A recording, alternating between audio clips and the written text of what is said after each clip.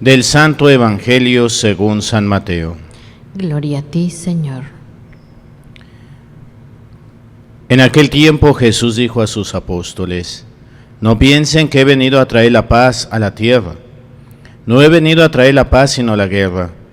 He venido a enfrentar al hijo con su padre, a la hija con su madre, a la nuera con su suegra, y los enemigos de cada uno serán los de su propia familia. El que ama a su padre o a su madre más que a mí, no es digno de mí. El que ama a su hijo o a su hija más que a mí, no es digno de mí. Y el que no toma su cruz y me sigue, no es digno de mí. El que salve su vida la perderá, y el que la pierda por mí la salvará. Quien lo recibe a ustedes me recibe a mí, y quien me recibe a mí recibe al que me ha enviado.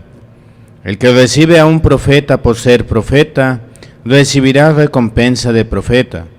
El que recibe a un justo por ser justo, recibirá recompensa de justo. Quien diere, aunque no sea más que un vaso de agua fría, a uno de estos pequeños por ser discípulo mío, yo les aseguro que no perderá su recompensa. Cuando acabó de dar instrucciones a sus 12 discípulos, Jesús partió de allí para enseñar y predicar en otras ciudades.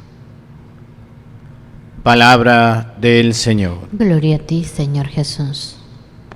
Nos sentamos un momento. Fíjese que para el que cree en Dios, ve todas las situaciones que van pasando a lo largo de su vida de una manera positiva. Y el que no cree en Dios lo va a ver todo negativo. El que tiene fe verdaderamente no puede ver algo negativo, sino que vamos a ver la acción y la mano de Dios en todo, a pesar de que las situaciones sean complicadas y sean humanamente vistas como en contra de nosotros. Hay personas que se quejan de Dios, de la vida, de todo, diciendo, ¿por qué a mí? ¿Por qué me pasa esto? Yo siempre he sufrido, yo siempre he estado mal, a mí me pasan todas las desgracias, ¿qué mal he cometido? ¿Por qué tanta maldición? Y no es que sea maldición, simplemente que muchas veces nos está preparando Dios para algo, o nos ha llamado a la misión, y nosotros en algún momento de nuestra vida le hemos dicho sí. Y cuando viene lo difícil de la misión es cuando nos quejamos y se nos olvida que hemos dicho que sí. Por ahí he escuchado a estas personas que ven siempre el negrito del arroz o la pelusa en medio de todo lo limpio, y siempre van a buscar el problema, siempre van a buscar el fracaso, siempre van a buscar el pretexto para no seguir adelante. Hoy hemos escuchado en la primera lectura cómo esta situación del pueblo de Dios se va a revertir. José, que es un esclavo que llegó en una de las caravanas y que fue adquirido por un banquero, y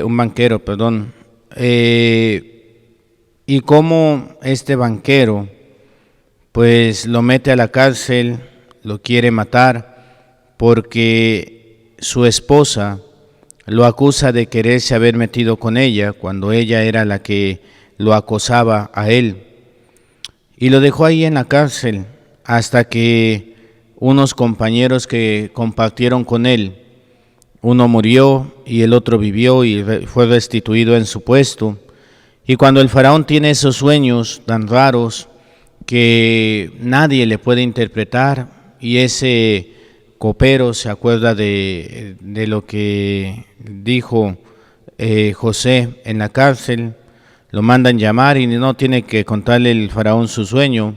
José sabe cuál es el sueño, lo describe, le da la interpretación y llega a ser el segundo en poder después del faraón. ¿Cómo rescata a su familia? Pasa el tiempo y dice hoy la palabra de Dios, asume el poder, llega a ser faraón, alguien que no conoció la historia de José, y empieza a ver en el pueblo de Israel un enemigo. Y por más que lo quiere someter de una manera trágica, el pueblo sigue creciendo.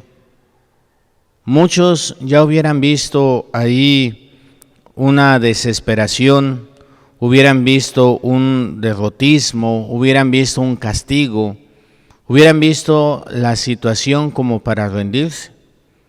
Y sin embargo, ellos tienen esa confianza en Dios. Que vamos a ver que esa confianza muchas veces está no tan pura, pero eso ya es otro tema.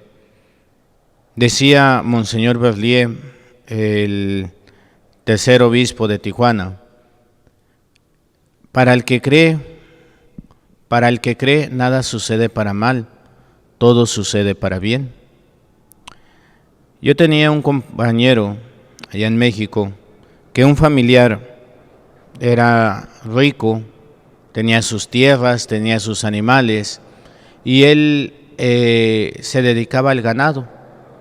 Ese era su negocio de él, el ganado, la compraventa del ganado, y pues le iba muy bien, pero empezó a hacer tratos con una compañía que lo llevó a la ruina. Una compañía de tiendas de autoservicio que le pedía crédito, pero nunca pagaba cuando tenía que pagar. Siempre se atrasaba y esto a él lo atrasaba también para con a los que él les debía. Y cada vez se tardaba más en pagar y estaba más endeudado porque esta compañía no le pagaba. Y esto lo llevó a la quiebra. Quebró su negocio, perdió su ganado que tenía, perdió sus tierras, se quedó literalmente en la nada. Y cuando esto sucedió, uno de sus hermanos que tenía dinero, todos ellos son de dinero, él tenía unas taquerías ahí en la Ciudad de México y le dijo: hermano, ven, yo te voy a ayudar, échame la mano con una de mis taquerías.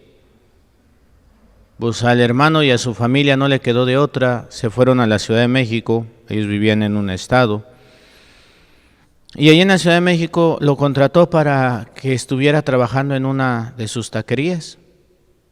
Sin embargo, el trabajo que le dio, pues lo desconcertó un poquito, pero no tenía dinero, así que tenía que seguir adelante. ¿Y de qué lo contrató? De limpieza. Tenía que mantener limpia la taquería, barrer, trapear, lavar los baños. Ese era su trabajo. Se molestó un poquito, pero no dijo nada, necesitaba el trabajo. Siguió un tiempo ahí en la taquería y su hermano le dio un ascenso. Ya no iba a ser el limpiador, lo puso de mesero. Ya ganaba un poquito más. Todavía no era un trabajo digno para él, según su visión, pero pues necesitaba el dinero, así que no dijo nada.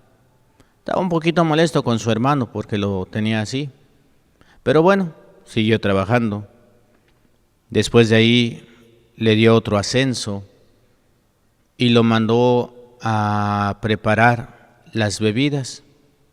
No las bebidas alcohólicas, sino las aguas.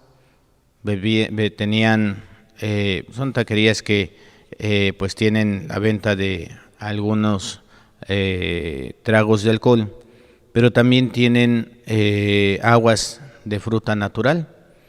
Y lo mandó a preparar las aguas de fruta natural. Después de un tiempo lo puso en el Servivar. Y seguía enojado este hermano porque él creía que su hermano no le estaba ayudando como debía. Estaba ya saliendo de algunas deudas y todavía no podía seguir adelante. Seguía en ese trabajo y después su hermano le dio otro ascenso. Lo puso de cajero.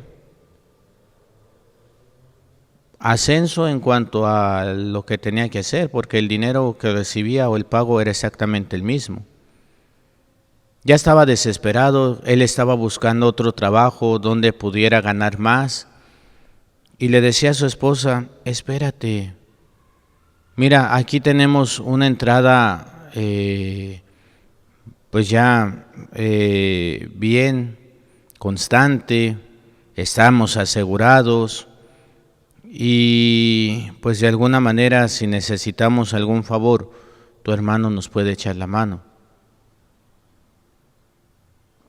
Se quedó porque su esposa le insistió. Ya después su hermano lo puso como encargado de la taquería, lo puso de gerente. Y ya estuvo ahí un tiempo de gerente, ya estuvo más contento porque ya era el que tomaba las órdenes y las decisiones en la taquería. Hasta que un día le dijo a su hermano: ¿sabes qué, hermano? Ya no necesito de ti. Quiero que busques trabajo porque aquí en mi taquería ya no va a haber. Y este hermano se molestó. ¿Cómo es posible? Necesito el trabajo y ¿qué me estás haciendo? ¿Me estás corriendo? ¿En qué te he fallado? Checa las cuentas, están bien, nunca te he robado. Nunca he agarrado un peso sin avisarte. ¿Por qué me corres? Y le dijo a su hermano: hermano, te corro porque te amo. Quiero que dejes de trabajar aquí conmigo. No te necesito más y no me necesitas más. Necesito el puesto. El hermano se enojó, le dijo de todo y se fue. Pero su hermano después lo buscó y le dijo: quiero hablar contigo. Claro que el hermano que había sido corrido no quería hablar con él, pero su esposa le dijo que lo escuchara. Le dijo su hermano, el dueño de las taquerías, dice: ya no te quiero conmigo, porque yo quiero que crezcas. Creo que ya te ayudé lo suficiente. Y dijo su hermano, el que estaba trabajando, dice, que había trabajado con él: no te entiendo. ¿Cómo me ayudaste lo suficiente? Me pusiste a trabajar. Me contrataste para limpiar los baños, para limpiar los pisos. ¿Y tú dices que me ayudas? Me pagaste poco. Y tú dices que me amas. Y le dijo su otro hermano, el dueño de las taquerías: hermano, este tiempo que has trabajado conmigo, te he puesto en todos los sitios de la taquería. Empezaste por el puesto más bajo y nunca te pagué lo que tenías que pagarte. Siempre te pagué más. Mi intención no era el que trabajaras para mí toda la vida. Mi intención era que aprendieras los diferentes lugares de atención de la taquería. Hoy tienes todo el conocimiento de cómo se maneja una taquería. Sabes qué es lo que cada trabajador tiene que hacer porque lo has hecho y lo has experimentado. Hoy tienes todas las herramientas para poner tu propia taquería. Y eso es lo que quiero, hermano, que crezcas. No vas a tener nuevamente una ganadería, al menos no por el momento. Ya tienes el conocimiento de lo que te puede ayudar a vivir. Pon tu propia taquería. Le dice el hermano, y dice: ¿cómo la voy a poner? No tengo el dinero. no tengo los medios. Y le dijo su hermano, yo te hago un préstamo, no te voy a dar, te lo voy a prestar, porque quiero que tú salgas por tus propias manos, por tu propio medio. Su hermano fue humilde, aceptó el préstamo, puso su taquería. Para el momento que yo supe esta historia, el hermano que estuvo trabajando lavando baños ya tenía 4 taquerías, 3 en la Ciudad de México y una en otro lugar, y ganaba muy bien. A veces podemos pensar que los demás se están burlando de nosotros. A veces podemos pensar que los otros nos están utilizando. Incluso podemos pensar que Dios no nos ama y por eso nos castiga, mandándonos las desgracias que hemos vivido. Pero es que estamos pensando como víctimas. Estamos pensando como una persona derrotada, una persona que no tiene un futuro. Cuando nosotros vemos con los ojos de Dios, con los ojos de alguien que es triunfador en la vida, vemos cada tropiezo como una oportunidad de aprendizaje y crecimiento. Ay, es que tomé este camión y me llevó a otra colonia, voy a creer, es que no sé qué, es que no sé cuánto. Bueno, está bien, qué bueno. Ya aprendí que para la otra este camión no me lleva a donde yo voy. O a lo mejor un día voy a tener que ir a un lugar que no sé y ya supe que este camioncito me lleva allá. No me sirve en el momento, pero si guardo este conocimiento, me va a servir en el futuro. Ay, es que mezclé este ingrediente con este y la comida salió mala. Bueno, qué bueno. Alégrate. Ay, me tengo que alegrar porque salió mala. Sí, porque ya sabes que esos 2 ingredientes no se tienen que juntar. Aprendí algo nuevo. Ahora tengo más conocimiento que el día de ayer. El que ve con los ojos de Dios, ve cada cosa como una oportunidad. Los israelitas fueron esclavizados y empezaron a trabajar en la construcción, pues cuando llegaron a la tierra prometida por Dios, ya tenían todas las herramientas para poder construir, tenían el conocimiento, sabían cómo hacerlo. Dios los fue preparando. A veces uno piensa en su vida, ¿verdad? Híjole, pero yo viví esta desgracia, ¿y por qué Dios permitió? Y es que Dios no me amaba, o ¿dónde estaba Dios? Porque yo le pedía. No, Dios te estaba preparando. Las situaciones que yo viví con mi papá, las situaciones del sentimiento, de ese rechazo, de ese odio a mi papá, hoy son una bendición, porque escucho a muchos jóvenes y jovencitas con una situación similar, y hoy les puedo ayudar, les puedo dar herramientas para que puedan salir de esta situación,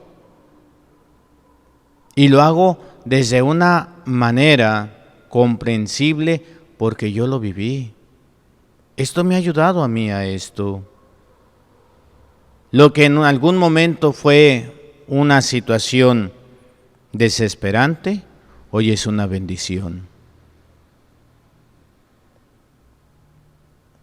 El otro día platicábamos el diácono que está sirviendo ahí en la parroquia, donde yo también estoy sirviendo, ahí en San Antonio de Padua, y él terminó los estudios y lo detuvieron.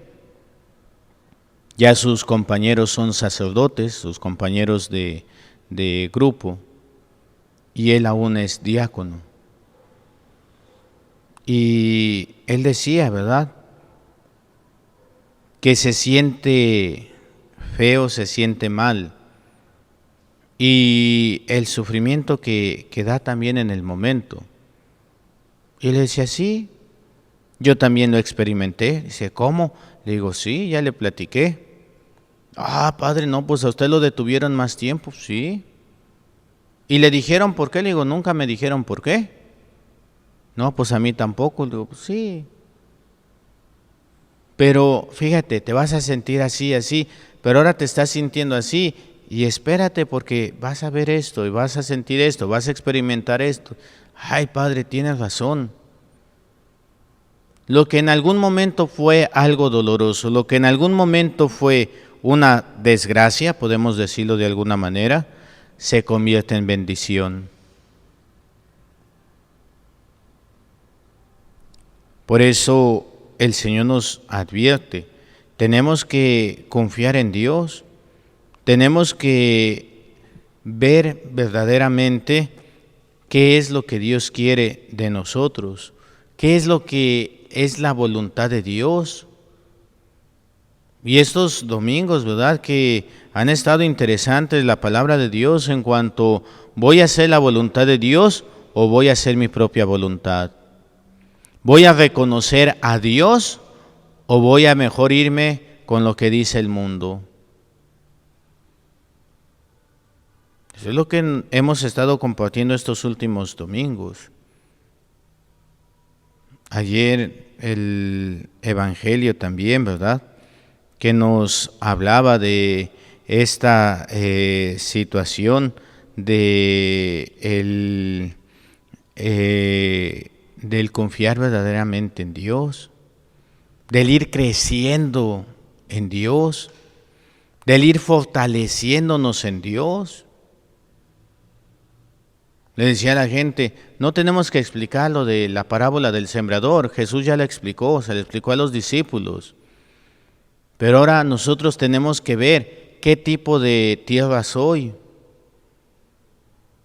La semilla es la palabra de Dios, es la voluntad de Dios. Pero yo, ¿qué tipo de tierra soy? ¿Soy el camino donde no me interesa lo de Dios? ¿Donde nomás voy cuando tengo una necesidad? ¿Donde realmente le pido a Dios y le hago caso a Dios cuando necesito algo de Él? Pero cuando no, me entra por un oído y me sale por el otro. Puedo ser también, ¿verdad?, la semilla, las piedras, donde la semilla cae en esas piedras entre el camino. Y sí, sale rápido la fe. Ay, les digo yo que muchas veces son como aquellos que van a los retiros y regresan y yo quiero cambiar y quiero hacer esto y quiero hacer lo otro y pónganme a ver dónde voy a servir porque quiero ser servidor. Espérate, antes de ser servidor, antes de salir a gritar, antes de llevar este gozo, que sí lo tenemos que hacer, pero primero tenemos que fortalecernos. Hace muchos años aquí llegó una jovencita, misionera, con las misioneras de Jesús y de María, y ella venía porque quería evangelizar. Si no me equivoco, estábamos empezando con la radio, teníamos poquito de la radio, y ella quería evangelizar y Dios la había llamado a evangelizar a través de los micrófonos. Y llegó y ella, pues, ¿cuándo me van a dar el micrófono? No, espérate, mira, aquí está tu formadora, ella te va a ir diciendo, ella te va a ir orientando. La primera semana estuvo enojada, pero la segunda explotó. ¿Cómo que me mandan a limpiar los baños y yo vengo a hablar por los micrófonos? Yo vengo a evangelizar y ustedes mandándome a lavar baños. Agarró sus chivas y se fue. ¿Qué iba a predicar? ¿Qué iba a hablar a través de los micrófonos si no estaba formada?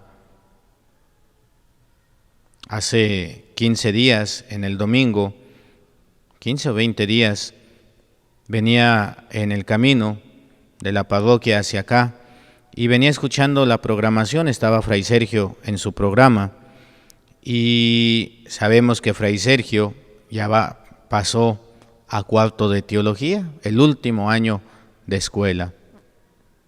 Y lo estaba escuchando, estaba compartiendo sobre un documento, y por ahí de repente dijo, ¿verdad? Los ministros extraordinarios de la Sagrada Eucaristía. Y dije, ¿cómo? Y lo volvió a repetir. Los ministros extraordinarios de la Sagrada Eucaristía. Y luego más adelante dice, el diácono no puede predicar, la prédica es del sacerdote. El diácono, el ministro, el catequista no puede predicar. Y dije, a ver, serio iban dos. Cuando llego aquí le digo, a ver, hay un programa que como que está diciendo algunas cosas no muy buenas. Ya le dio risa y dice, ¿ahora qué dije? Le digo, en primera, no son ministros extraordinarios de la Sagrada Eucaristía. La Sagrada Eucaristía no puede tener ministros extraordinarios. Solamente está el ministro. ¿Y quién es el ministro de la Eucaristía? El sacerdote, el presbítero, por ende el obispo también. ¿El diácono puede ser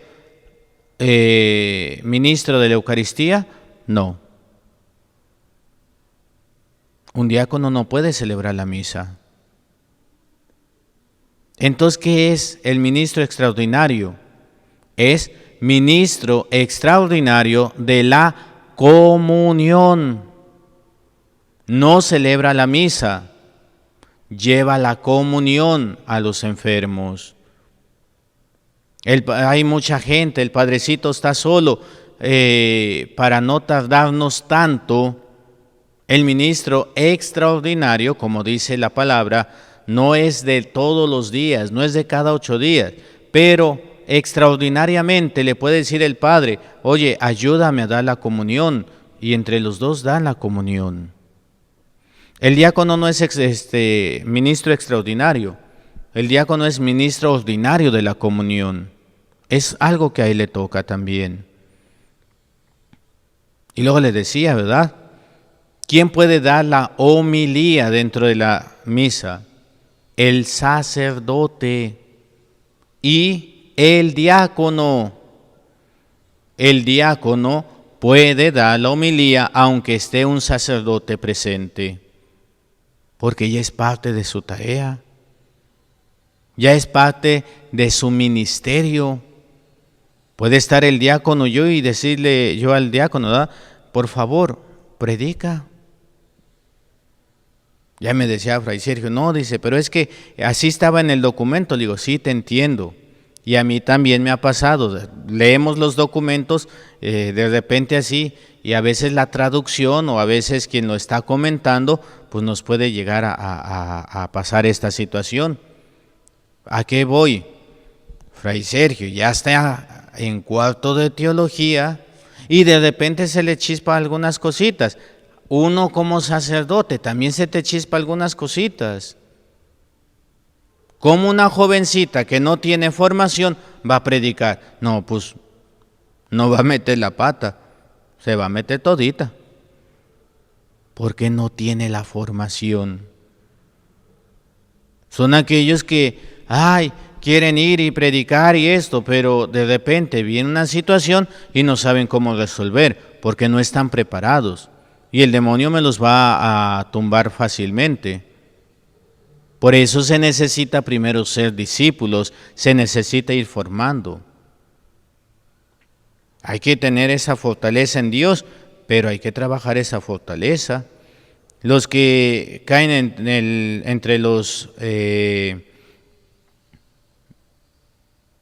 espinos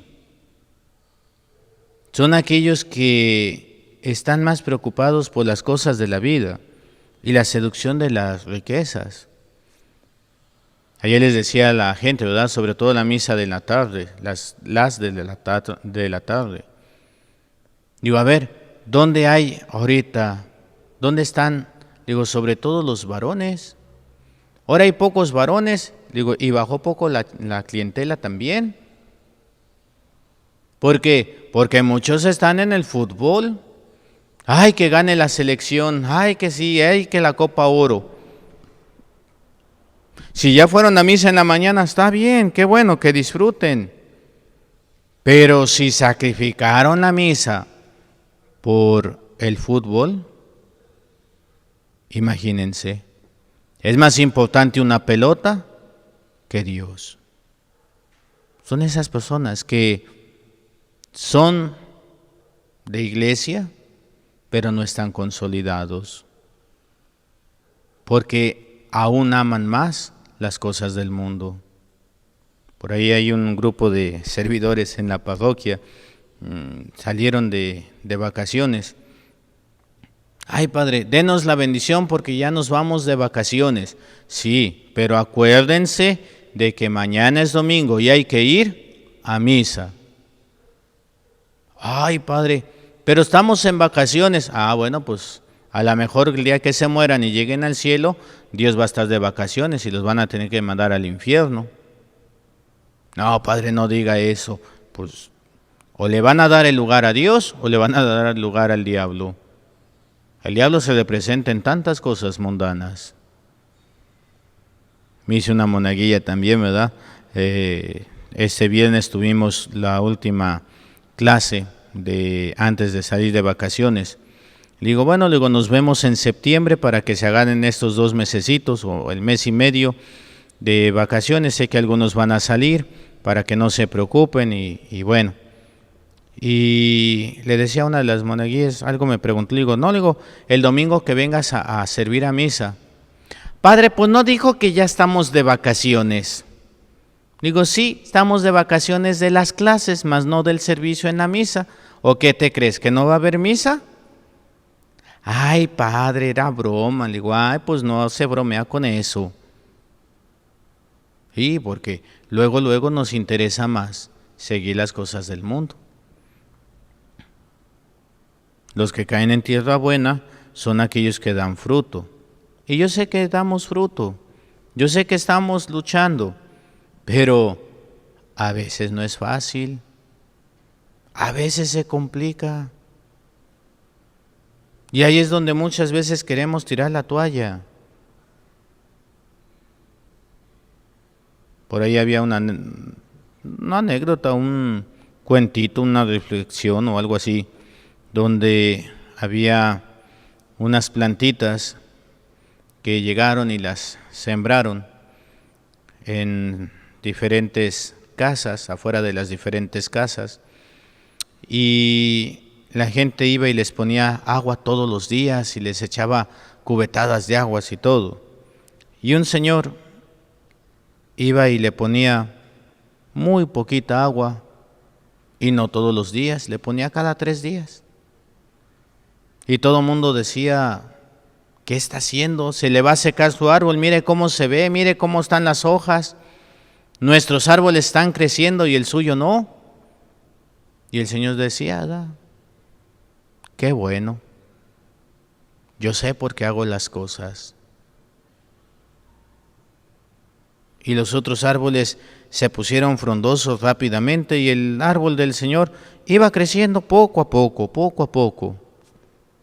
Pero llegó el momento en que el árbol del Señor era el mejor, más grande, más robusto, más verde. Y llegó un tiempo de sequía. Y en la sequía los otros árboles empezaron a ponerse tristes y empezaron a morir. Y el árbol del Señor seguía verde, seguía frondoso, seguía pues así bonito. Y le preguntaron al Señor qué había hecho para que su árbol continuara así. Les dijo el Señor, ustedes siempre alimentaron a su árbol. Su árbol nunca necesitó buscar el agua. Yo le daba lo necesario a mi árbol para que no muriera, pero él tuvo que buscar dónde alimentarse del agua y echó raíces buenas. le batalló, le luchó, pero hoy tiene unas raíces suficientemente fuertes para poder mantenerse en vida. Eso es lo que pasa con la semilla que cae en tierra buena. Tarda más en salir, tarda más en crecer, pero una vez que lo hace con fortaleza, porque sus raíces están bien sembradas. Si nuestras raíces han buscado a Cristo, si nuestras raíces realmente están con Dios, vuelvo a repetir las palabras de Monseñor Berlier: para el que cree, nada sucede mal, nada sucede para mal, todo sucede para bien. En el nombre del Padre, y del Hijo, y del Espíritu Santo. Amén.